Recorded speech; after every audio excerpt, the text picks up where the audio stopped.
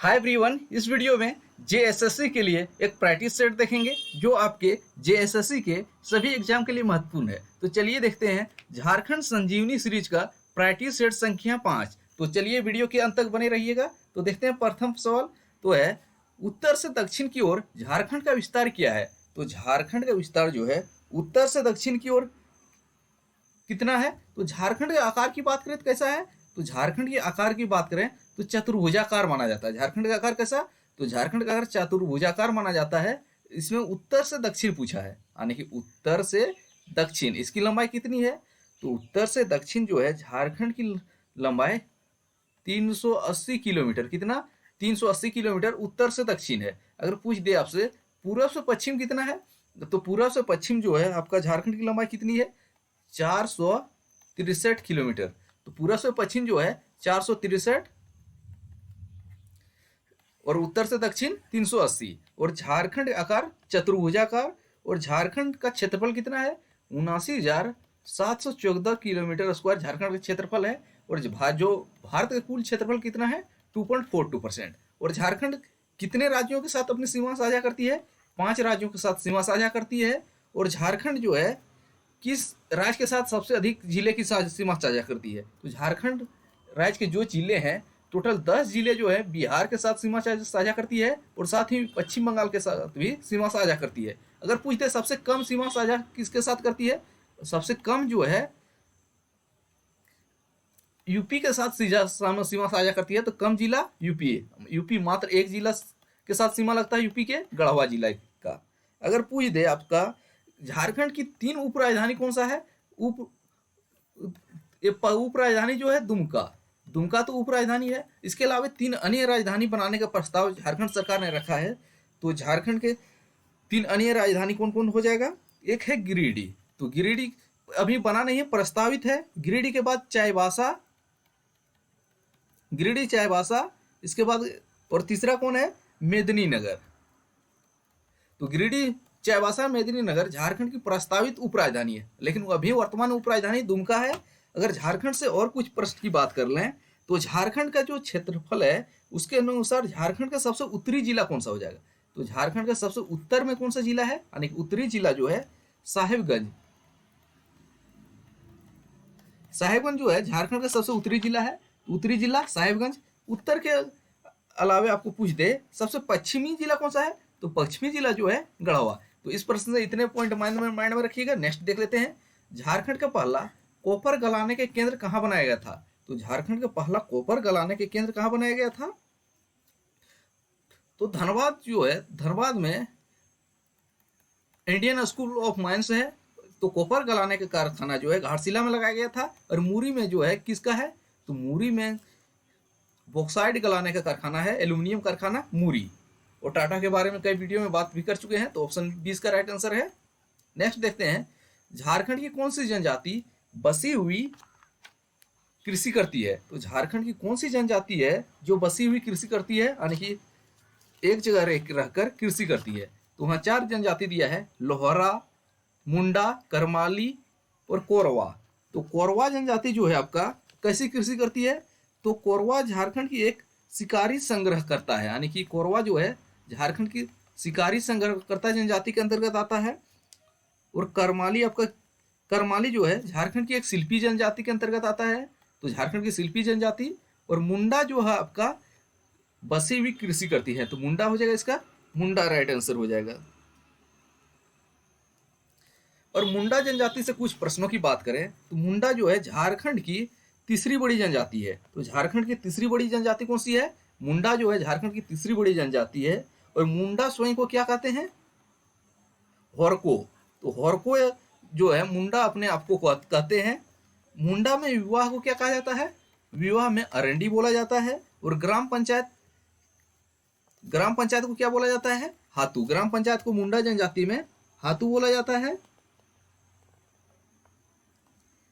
और मुंडा का सर्वाधिक निवास झारखंड में कहां पे है, रांची में। ये भी माइंड में रख लीजिएगा। नेक्स्ट अब देखते हैं राजमहल पहाड़ी निम्न में, तो राजमहल पहाड़ियों में निम्नलिखित में से कौन सा झरना शामिल है। तो राजमहल की पहाड़ी में कौन सा झरना शामिल है पूछा गया है।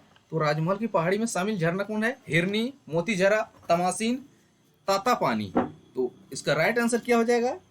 तो मोतीझरा झरना जो है राजमहल क्षेत्र में। हिरनी कहाँ पे है? हिरनी जो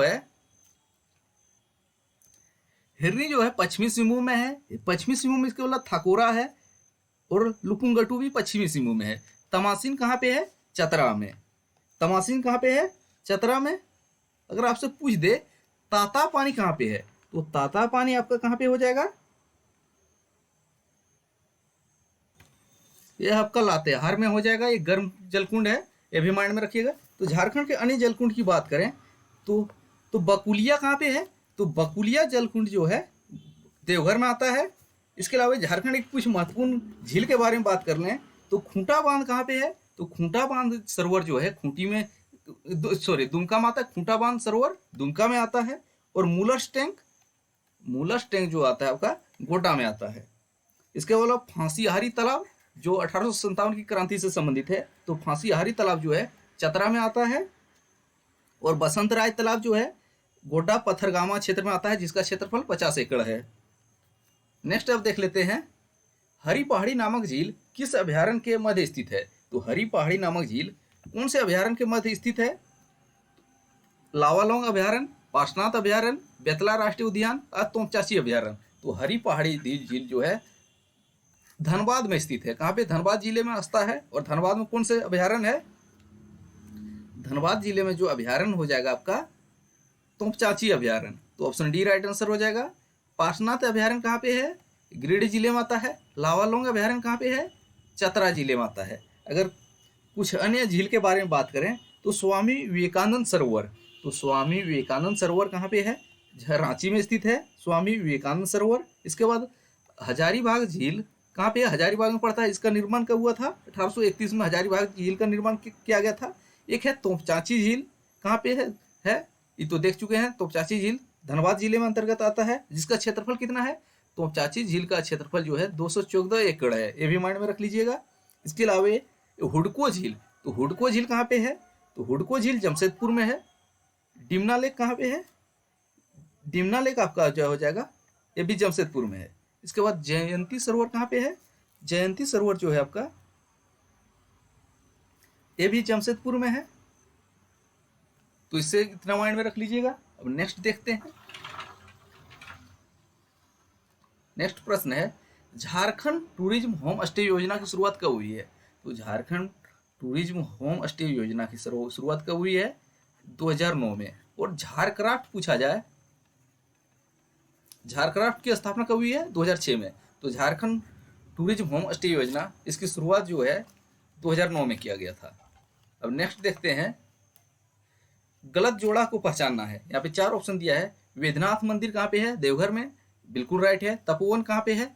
यह गलत हो जाएगा। तपोवन रामगढ़ में नहीं है।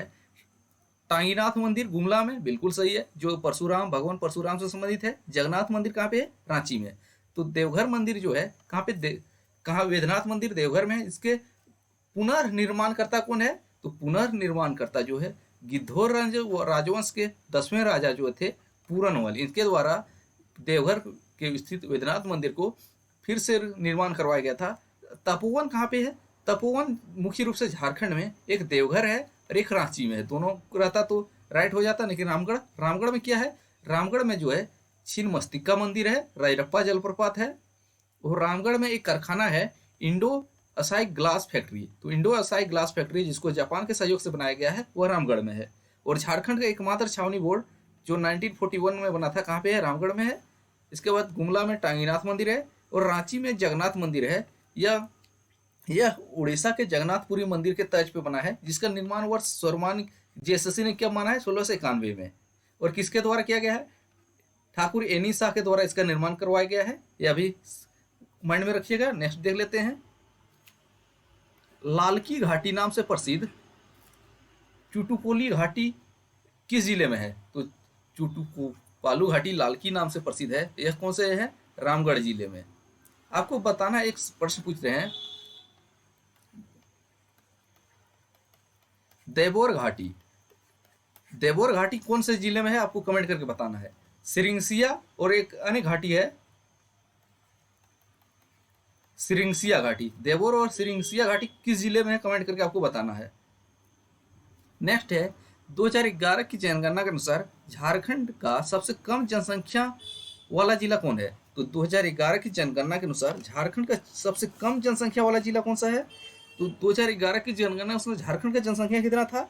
तो झारखंड का जनसंख्या जो था 3,29,88,134 जनगणना 2011 के अनुसार था 3,29,88,134। अगर पूरा नहीं माइंड में रखते हैं तो 3.29 करोड़ माइंड में रखना ही होगा।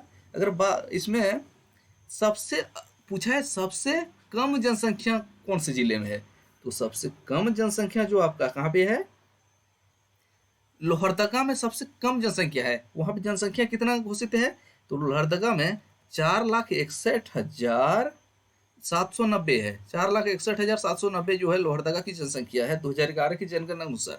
अगर पूछते हैं सबसे अधिक कहाँ है, तो सबसे अधिक जो है रांची में है, और रांची का जनसंख्या कितना था, लगभग 29,14,000 के आसपास था। 29,14,000 माइंड में रखिएगा, रांची की जनसंख्या था। और 2011 की जनगणना के अनुसार कुछ महत्वपूर्ण फैक्ट बात कर लेते हैं जो आपके जेएसएससी और जेपीएससी के एग्जाम के लिए काफ़ी महत्वपूर्ण रहेगा। तो झारखंड की 2011 की जनगणना के अनुसार से लिटरेसी रेट क्या था, साक्षरता दर 66.41%, यानी कि 66.41% 2011 की जनगणना के अनुसार साक्षरता दर था। उनमें सबसे अधिक साक्षर कौन सा है, तो रांची जिला सबसे अधिक साक्षर है और सबसे कम है पाकुड़, ये भी माइंड में रखिएगा। अगर पूछे सबसे अधिक जनसंख्या घनत्व तो कौन सा है, सबसे अधिक जनसंख्या घनत्व तो जो है कहाँ मिलता है, तो जनसंख्या घनत्व तो सबसे अधिक धनबाद में मिलता है। वहाँ जनसंख्या घनत्व क्या है, 1316 व्यक्ति प्रति वर्ग किलोमीटर। और सबसे कम क्या है, कहाँ है, तो सिमडेगा में सबसे कम है 159 व्यक्ति प्रति वर्ग किलोमीटर। अगर लिंगानुपात की बात करें, सबसे अधिक लिंगानुपात कहाँ पे है, तो सबसे अधिक लिंगानुपात जो है पश्चिमी सिंहभूम में है। वहाँ कितना लिंगानुपात है, 1005 लिंगानुपात है। और सबसे कम कहाँ पे है, तो सबसे कम लिंगानुपात जो है आपका धनबाद में ही है, कितना है, 909। अगर आपसे पूछ ले झारखंड में 2011 की जनगणना के अनुसार एसटी लिटरेसी रेट क्या है, तो एसटी का साक्षरता दर क्या है, 57.10% है। इससे इतना माइंड में रख लीजिएगा। नेक्स्ट देख लेते हैं, अबरख की खानें अधिकतर किस जिले में पाई जाती है। तो अबरख की खान कौन से जिले में अधिकतर पाई जाती है, गिरिडीह, दुमका, कोडरमा, ए और सी दोनों। तो गिरिडीह जिला तीसरी क्षेत्र में पाया जाता है और कोडरमा तिलैया क्षेत्र में। तो बिल्कुल सही है, ए और सी, ए गिरिडीह और Koderma, option D right answer हो जाएगा, ए और सी दोनों। और कोडरमा को अबरख राजधानी भी बोला जाता है, ये भी माइंड में रख लीजिएगा। और दुमका जो है झारखंड का उप राजधानी है, और दुमका में ही मसानजोर बांध और कन्नाडा बांध स्थित है। और कौन सा नदी पे, मयूराक्षी नदी पे। नेक्स्ट है, संथाली लिपि ओल चिकी का आविष्कार किसने किया। तो संथालों की लिपि कौन सी है, ओल चिकी, और इसका आविष्कार किसने किया है, पंडित रघुनाथ मुर्मू के द्वारा, ऑप्शन सी राइट आंसर हो जाएगा। और भारत में जो है 22 भाषा जो है 8वीं अनुसूची में शामिल है, उनमें झारखंड की एकमात्र भाषा जो है संथाली है। कब शामिल किया गया है, संविधान संशोधन 2003 में हुआ था, लेकिन शामिल एक्चुअल में जो गजट प्रकाशित हुआ 2004 में हुआ था। लेकिन दोनों जो आपके ऑप्शन रहे सर्टिफाई देख लीजिएगा कौन सा ऑप्शन रहे, 3-4 तो दोनों नहीं रहेगा। तो लेकिन 2004 में शामिल हुआ है, 2003 का संशोधन था। नेक्स्ट है, निम्न में से एक भारतीय आर्य भाषा नहीं है। तो आर्य भाषा नहीं है, नागपुरी, अंगिका और सादरी जो है आर्य भाषा के अंतर्गत आता है, लेकिन कोरवा जो है नहीं आ जाएगा, ऑप्शन डी राइट आंसर हो जाएगा। नेक्स्ट है, आईसीडीएस का संचालन किसके माध्यम से किया जाता है।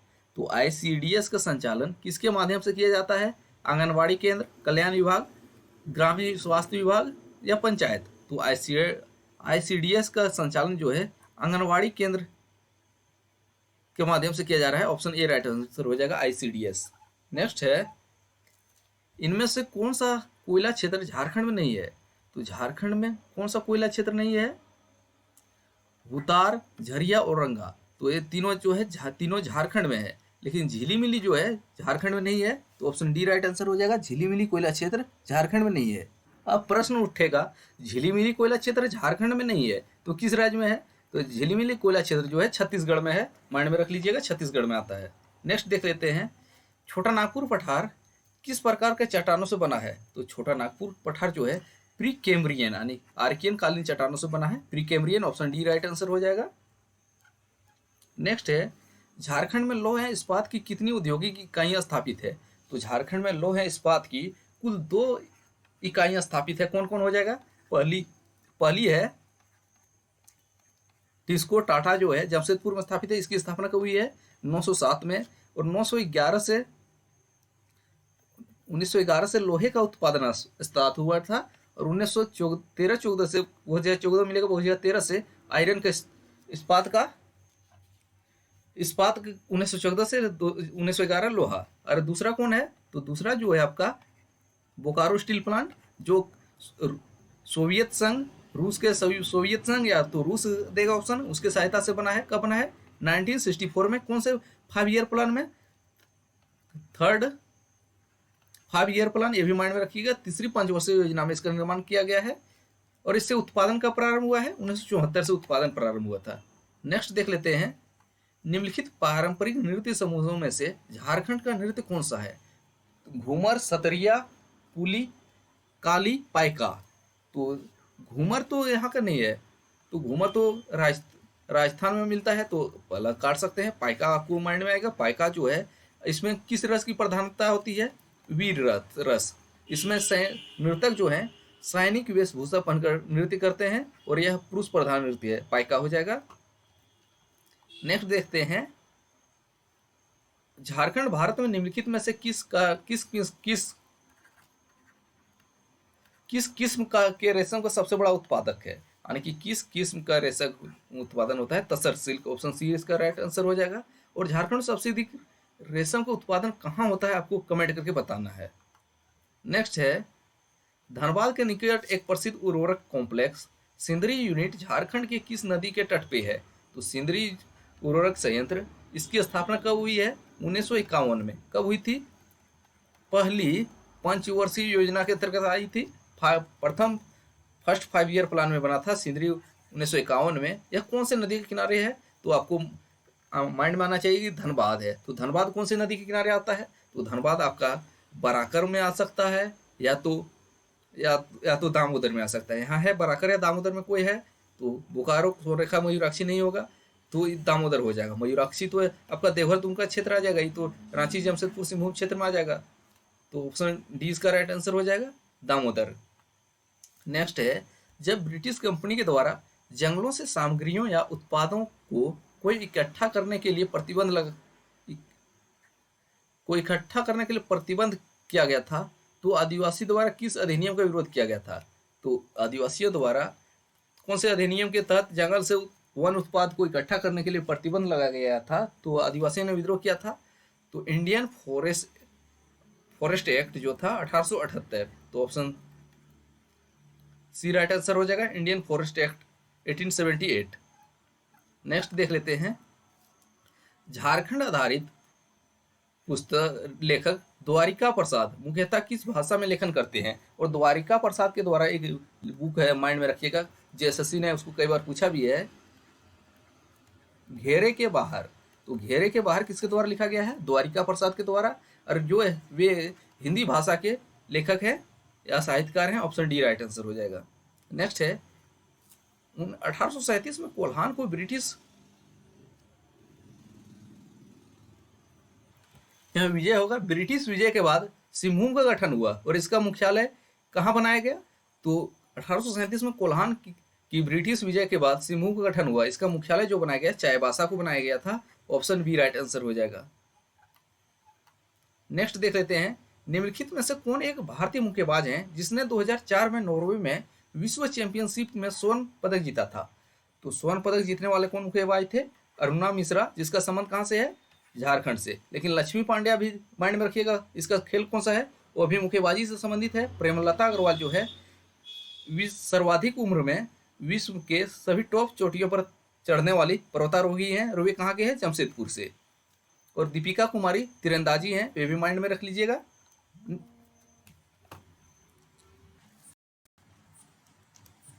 प्रश्न है, झारखंड में भी बिरसायत संप्रदाय किसके द्वारा शुरू किया गया था? तो झारखंड में बिरसायत संप्रदाय किसके द्वारा शुरू किया गया था? यहाँ 4 ऑप्शन है, जतरा भगत, तिलका मांझी, बिरसा मुंडा या दुक्का हो। तो जतरा भगत ने कौन सा विद्रोह किया था? तो उसने ताना भगत विद्रोह किया था। कब? 1914 में। तो ताना भगत विद्रोह से संबंधित है जतरा भगत, जो 1914 में हुआ था।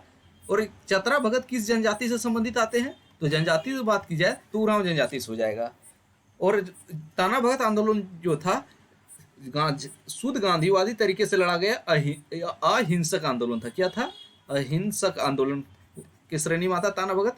और तिलका मांझी ने 1784 में अंग्रेज सैन्य अधिकारी क्लीवलैंड को तीर से मार के मुरा दिया था। इसके बाद 1785 में तिलका मांझी को भागलपुर में बरगद के पेड़ पे फांसी दे दिया गया था। और बिरसा मुंडा जो है 1895 में उन्होंने एक संप्रदाय की स्थापना की जिसका नाम है बिरसायत संप्रदाय, जिसकी स्थापना 1895 में हुआ था। और बिरसा मुंडा ने अपने आप को सिंह बोंगा का दूत कब घोषित किया था? तो दूत इसका घोषित किया था 1895 में। और बिरसा मुंडा ने एक फेमस विद्रोह किया था झारखंड में जिसका नाम है बिरसा मुंडा का आंदोलन, या तो बिरसा आंदोलन, बिरसा उलगुलान भी बोला जाता है, जो 1800 इसका टाइम पीरियड क्या था बिरसा मुंडा का विद्रोह का 1895 से लेके 1900 इसका टाइम पीरियड था। बिरसा मुंडा को पहली बार गिरफ्तार करके हजारीबाग जेल में रखा गया था और दूसरी बार रांची जेल में रखा गया, जहां 9 जून सन 1900 को हैजे से मृत्यु का कारण बताया गया। तो इसका राइट आंसर हो जाएगा बिरसायत पंथ के बिरसायत पंथ या संप्रदाय जो है बिरसा मुंडा के द्वारा शुरू किया गया था। और बिरसा आंदोलन में इसका सेनापति कौन था? तो सेनापति की बात करें तो गया मुंडा जो थे इसके सेनापति थे। नेक्स्ट है PCARBD का पूरा नाम क्या है? एक प्रश्न जो है जेएसएससी के एग्जाम में पूछा जा चुका है, फुल फॉर्म PCARDB। तो इसका पूरा नाम क्या हो जाएगा? तो इसका पूरा नाम है क्या है? प्राइमरी P से प्राइमरी, C से कोऑपरेटिव, A से एग्रीकल्चर एंड रूरल, D से डेवलपमेंट, B से बैंक। तो primary cooperative agriculture and rural development bank है। PCARDB का पूरा नाम है, ऑप्शन बी। और यह प्रश्न जेएसएससी में पूछा जा चुका है, PYQ से उठाया गया है प्रश्न है। नेक्स्ट है निम्नलिखित शहरों में से कौन सा पलामू जिले में स्थित है? तो पलामू में कौन सा शहर स्थित है? तो नेतरहाट जो है आपका लातेहार है। तो पलामू जिले का मुख्यालय कौन सा पूछा है? तो पलामू जिले का मुख्यालय पूछ दिया, हेडक्वार्टर कौन सा है? तो नेतरहाट तो लातेहार में आता है, तो पलामू में होगा नहीं। भवनाथपुर कहाँ में आता है? भवनाथपुर जो है गढ़वा डिस्ट्रिक्ट के अंतर्गत आता है। और पलामू जिले का पलामू मुख्यालय है नहीं, तो डाल्टनगंज मुख्यालय है। और अगर नया नाम की अगर डाल्टनगंज ना देखे, डाल्टनगंज तो पुराना नाम हो गया, अगर नया नाम वो जो है तो मेदिनीनगर, तो मेदिनीनगर नया नाम है, पुराना डाल्टनगंज था। दोनों माइंड में रखिएगा, आपका ऑप्शन जो भी यहाँ सेट करें। नेक्स्ट है स्वर्ण चतुर्भुज सड़क किससे होकर नहीं गुजरती है? तो स्वर्ण चतुर्भुज सड़क जो है कहाँ से होकर नहीं गुजरती है? हजारीबाग से होकर गुजरती है, मतलब हजारीबाग जिले के अंतर्गत आता है। बरी कहाँ पे? हजारीबाग जिले में, धनबाद, गिरिडीह। लेकिन रांची से होकर नहीं गुजरती है स्वर्ण चतुर्भुज सड़क। नेक्स्ट देख लेते हैं, झारखंड में निर्माण संचालन हस्तांतरण नीति का संबंध किस क्षेत्र से है? तो झारखंड में निर्माण संचालन हस्तांतरण नीति का संबंध किससे है? ऊर्जा क्षेत्र से है। नेक्स्ट देखते हैं JINFRA, यह भी प्रीवियस ईयर क्वेश्चन से उठाया गया है, जो कि फुल फॉर्म वाला है। तो JNIFRA इसका पूरा नाम क्या है? यहाँ पे 4 ऑप्शन है। J से झारखंड, I से इंफ्रास्ट्रक्चर, N से झारखंड इंफ्रास्ट्रक्चर डेवलपमेंट कॉर्पोरेशन। तो ऑप्शन ए इसका राइट आंसर हो जाएगा।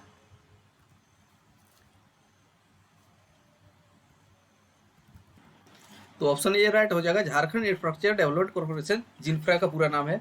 तो ये थे झारखंड एसएससी के लिए एक प्रोप्राइटरी सेट, जो आपके एग्जाम के लिए काफी महत्वपूर्ण था। तो थैंक्स फॉर वॉचिंग, मिलते हैं अगले वीडियो में, तब तो पुराना वीडियो देखते रहिए। जय हिंद।